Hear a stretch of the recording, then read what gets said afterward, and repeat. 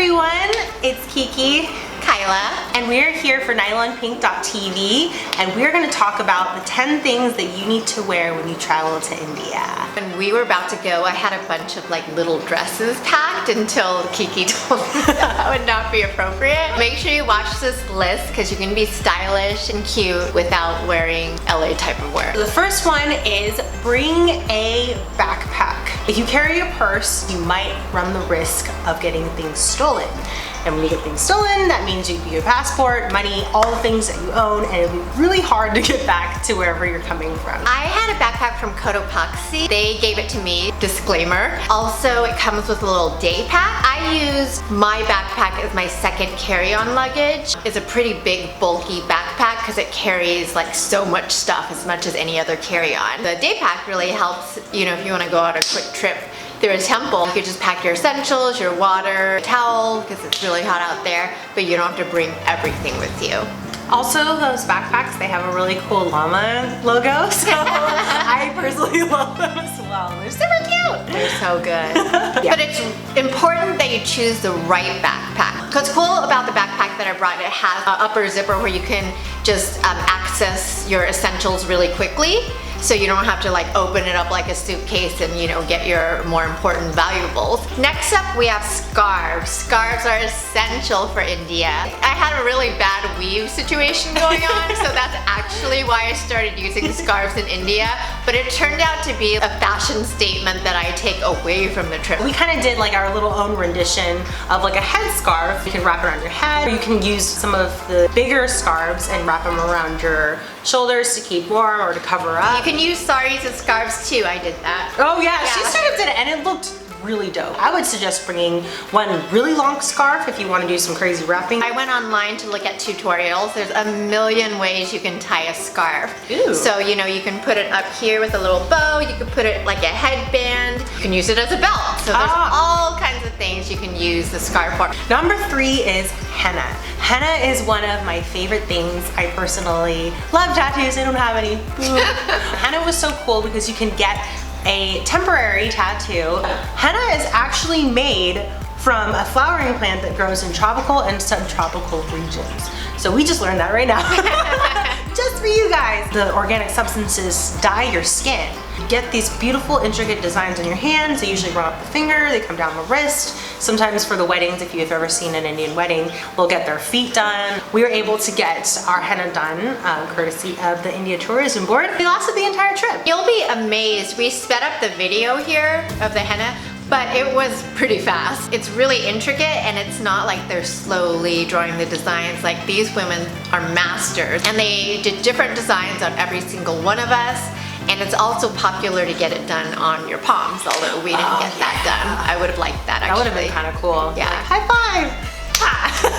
Next up, an essential to bring is earrings. When you visit India, the women are dressed up in this beautiful, elaborate, colorful clothing, and they have jewelry on their feet, they have toe rings, they have rings, they have, you know, all kinds of different jewelry on. Hoop earrings are really in right now, so we brought hoop earrings, lots of,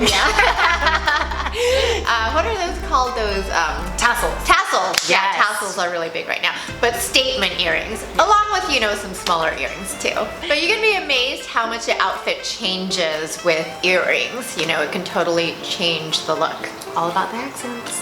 The next one is sunglasses. I, for some reason, always forget sunglasses. Oh, hey. See, that's a smart place to put them. On your head. Yes, they're like an accessory. Yeah. It is really hot in India. We were fortunate to go in February, which wasn't as hot, but it was still around 80 to 90 degrees. If your skin is sensitive to the sun or your eyes are sensitive, you're definitely gonna wanna wear sunglasses to keep the sun out of your eyes so you can see all the beautiful things there are in the scenery in India. The shopping is quite plentiful and inexpensive, so you can definitely get sunglasses if you want to get more variety. You can get jewelry, you can get headbands, saris, everything you need. Yes. But you want to pack some just in case. Next up, we have bright colors. Every everywhere you go, there's not really people wearing black and white like they do here in LA, or even more so in New York. People are wearing purples and yellows and golds, and I loved it. It made every woman look like a queen. As you can see, some of the locals,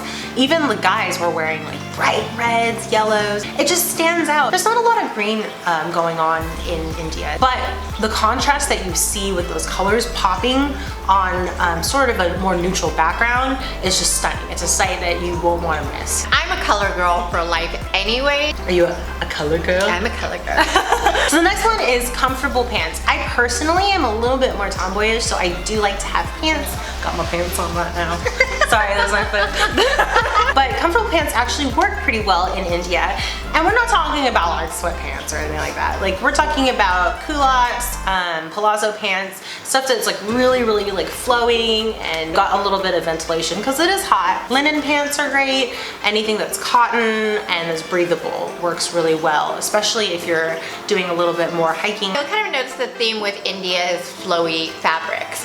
The saris are pretty flowy and light, even though they're wrapped around a couple times. And I'm partial to jumpsuits, but most importantly, when I'm traveling, I need to be comfortable. Like, I want to look cute for photos and like videos that we're shooting, but there's nothing worse than traveling for hours on a bus in something that's like restricting or has elastic. Next up, we have jumpsuits, which are my obsession of the moment. It's just like so easy to just slip it on.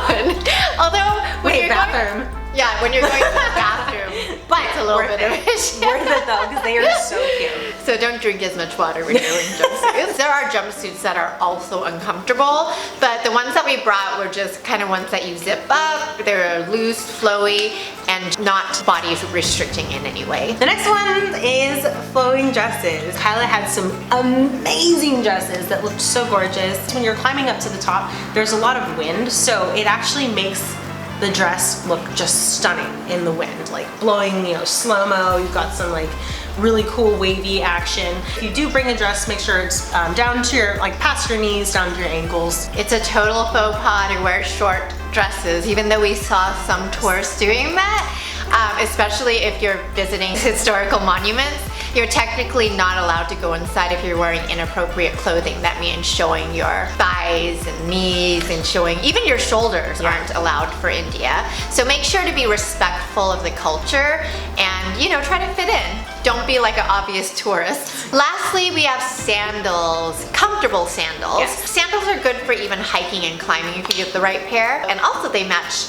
good with your jumpsuits, pants, and flowy dresses. I ended up bringing a mix of comfortable tennis shoes and sandals, but I found that I wore sandals more often because the hiking in India isn't super intense. You're not gonna be like, you know, trudging along through Appalachian mountains or anything. They keep your feet breathable and not sweating in tennis shoes, so I ended up wearing the sandals more often. One day I just went off and bought some random sandals at a shop. Super cute. And they were so comfortable and the selection was pretty amazing. So even if you're out of luck there without sandals, there's quite a diverse selection of different sandals that will match your different outfit.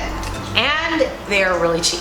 Oh my god, they're Like, exceeding like super- $7 or super something. affordable. Yeah, they were so comfortable. They're like probably the most comfortable sandals I've ever had. Oh, really? Yeah, they were exceedingly comfortable. And they've got some really like cool style. They have good style there. I've got to say, in India, I mean, I don't know why it's not copied more. I really like the saris. Like some of the saris look like they came off a runway. We hope that you liked the video. India is an amazing place to visit. I know I got a lot of feedback when I was going that people were intimidated, like, oh my god, you're going to India, be careful. But I never felt like I would have been unsafe to walk by myself, you know, outside of the group. Yeah, everybody was so friendly, So friendly. kind, so respectful. And they're interested in you because they hadn't seen you hadn't seen them. So a lot of them would come up and try to take selfies with them. These group of kids came up, took a selfie. We didn't understand each other's language, but showed the selfie to me and asked me if it was okay to post, if I liked it. I was like, oh my gosh, that's awesome. You guys are like on Really top of your considerate, game. yeah. Because I mean, someone would probably just take the selfie and be like, all right, bye. I got what I needed here. You know? We're so thankful for the India Tourism Board for inviting us. Incredible India. Check them out. See what is going on in India and book your tickets to go. And learn your head bobble.